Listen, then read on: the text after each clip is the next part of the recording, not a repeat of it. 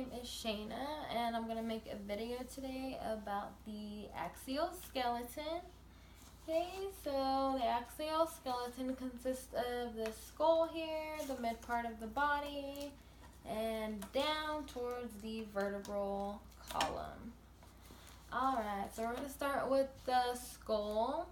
So we're going to start with the frontal bone. So the frontal bone is right here in the front by the forehead. Then we're going to talk about the parietal. The parietal is right here in the middle. There's a left and a right side. Then there is the occipital, which is right back here. And the back of this has a little bump back here. So that's the external occipital protuberance. So that actually helps hold up the neck muscles. And then we have the temporal, which is right over here by our temples. Okay, so we have the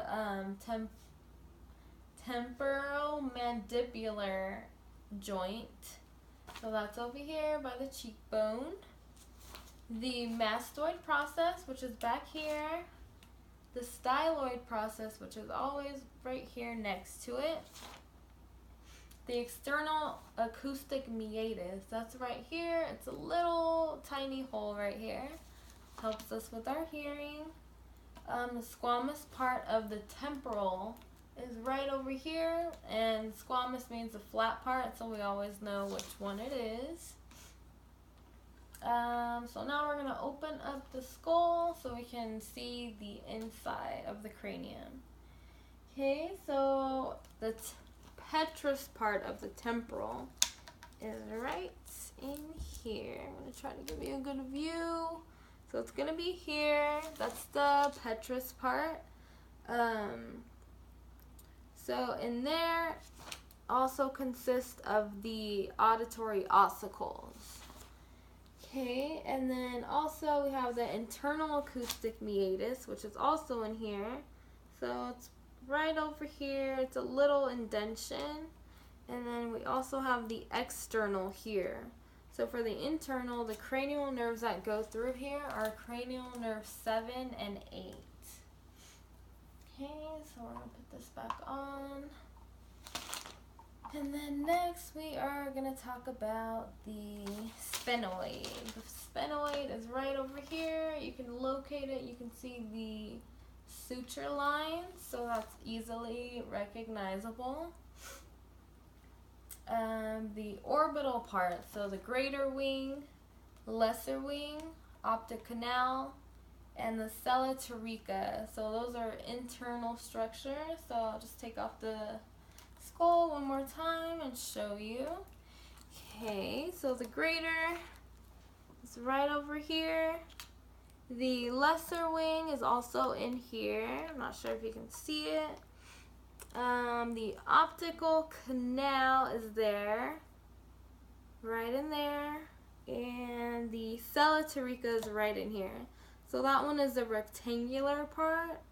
So you can always see it right in the middle, and that protects the pituitary gland.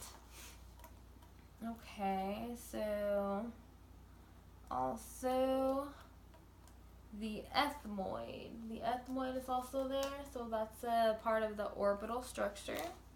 And also one more thing in the internal structure before I put the skull back on. So that's going to be the crista galli. So that's right up here. It's kind of towards the frontal lobe. So it's just a little crease in here. And surrounding that is the cribriform plate. Okay. So the olfactory nerve passes through that, just as a reminder. So we're going to put the skull back on. This time we'll keep it on. And we'll talk about the suture lines. So the coronal is right here.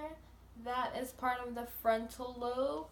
And then we have the sagittal. That's part of the parietal, which is right back here, as we mentioned before. The lamboid, which is back here by the occipital. And then we have the squamous, which is right over here by the temporal. Okay, so next we're going to move on to the facial bones. So we have the facial bones, and here is the maxilla, and also by the maxilla is the alveolar process. So that's right around here. It actually protects our teeth. It keeps them in there. And next we have the nasal bone. So it's right over here, the tip of the nose. We also have the zygomatic. The zygomatic is here. That's our cheekbones. And we also have the zygomatic arch, which is right across here. So we have the inferior nasal concha. So that'll be the sides of the nose. And that also helps filter out the bad air and the bad particles that go into our noses. Okay, so next is the mandible. This is the mandible. It's pretty recognizable. It's part of the jaw here. And it's actually separated into different parts. So it has the body, the angle, which is on the side, the ramus, which is also over here, the mandibular condyle, which is over here, the mandibular notch is right in here by the ears, and the coronoid process, which is right over here. Next we have the vertebral column. So the vertebral column is right back here, pretty long. It's separated into, this first part is called the cervical, so that consists of 7 vertebrae. We have the thoracic, that has 12. And then we have the lateral, that has 5. And the sacrum, which fuses together, that also has 5. And right at the bottom there, that's our coccyx bone. Okay, so the cervical also has an atlas, which is right here. It helps hold our head up.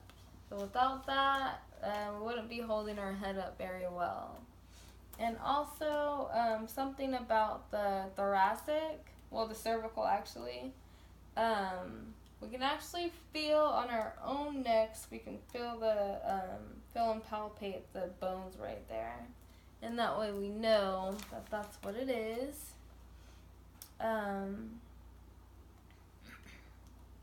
Let's see.